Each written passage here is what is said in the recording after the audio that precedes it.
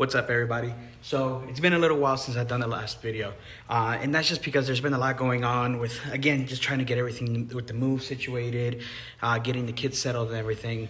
But I wanted to bring to you guys a status video on what's been going on with the Veloster and also with my wife's car, because I don't have it on the channel much, but it actually will come on, and I'll have like a separate playlist for that, where I'll tag the playlist for the Stinger, but there's gonna be videos that come in for my car, for the wife's car, and different cars as well. I'm trying to bring my friends and family onto this, kind of just show you the experience of what I have. So with the spirit of that, with showing you a status of what's going on, I want to go ahead and show you what I have for the Veloster this time. So that's what I have for you guys now.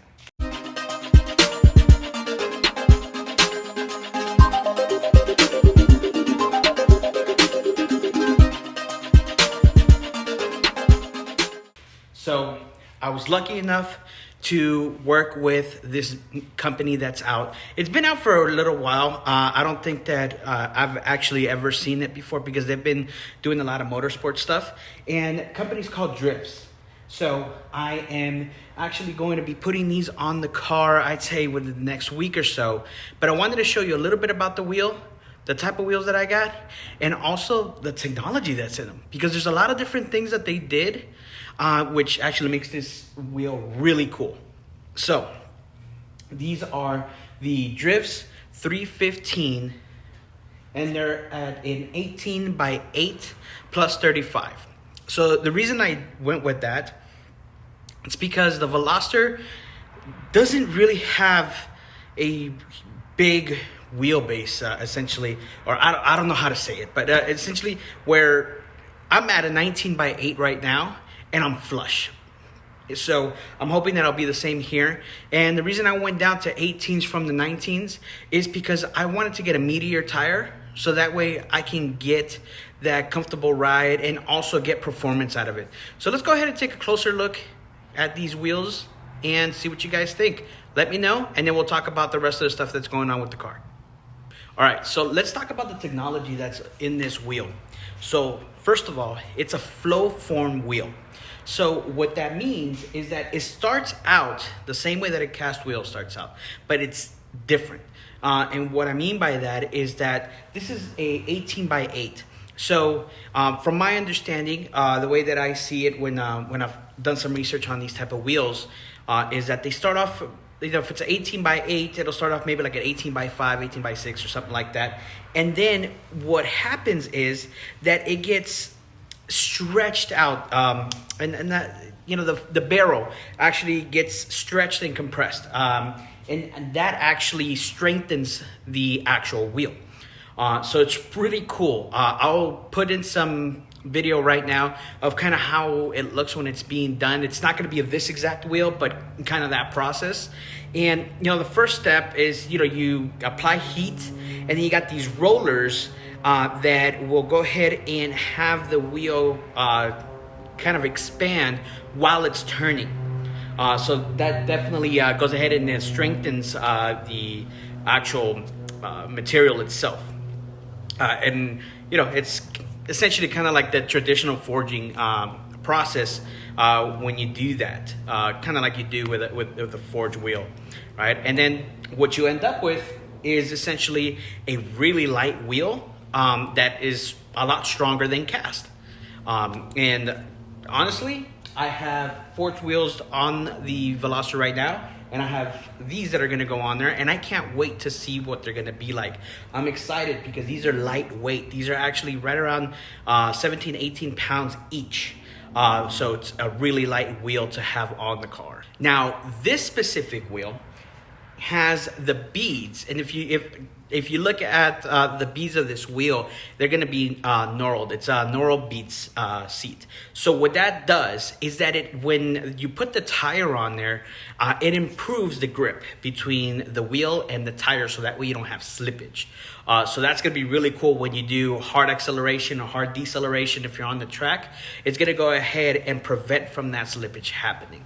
So that's definitely another great plus for this type of wheel, and specifically for Drifz and what they do to their wheels. So another cool thing that Drifz does with their wheels is that they take them through FEA analysis. And what that is essentially computerized testing that is going to give them the predictions on how the wheel will perform in various elements like heat, if anything is introduced to it in the real world, like vibrations and such. And it allows them to create the best wheel possible that is going to last as long as they can have it last. And it's also going to, be a better wheel that can handle, issues like not having it break or, wearing out really quickly. And it really helps the way that these wheels are created and brought to the market. Now, another thing that you're going to go ahead and notice on these wheels is the structural ridges that they have. So if you look at the barrel, you're going to see that it has ridges on the actual barrel. And what that does is it's on there, of course, by design to benefit the structural integrity of the wheel. So, you're rolling around and, it hardens it. It makes it a more durable wheel. And the last thing on there is going to be their race pocketing. So I'm going to go ahead and turn this wheel around, and you'll see that it has specific areas where there's some pocketing. And it was done to essentially to get some weight reduced on the wheel. And it does that without compromising the reliability and the strength of the actual wheel also. All right, so that's the newest thing that's coming onto the car. Can't wait to get them on. And a huge thank you to Drifz for deciding to go ahead and work with me. I reached out, seeing if there was a possibility to work with them, because I really liked what they had, the way that these wheels are done, especially the style. I can't wait to have it on the car. But what else is going to happen? So what I'm going to do is go back and do the 5 things I love about the car, the 5 things I hate about the car.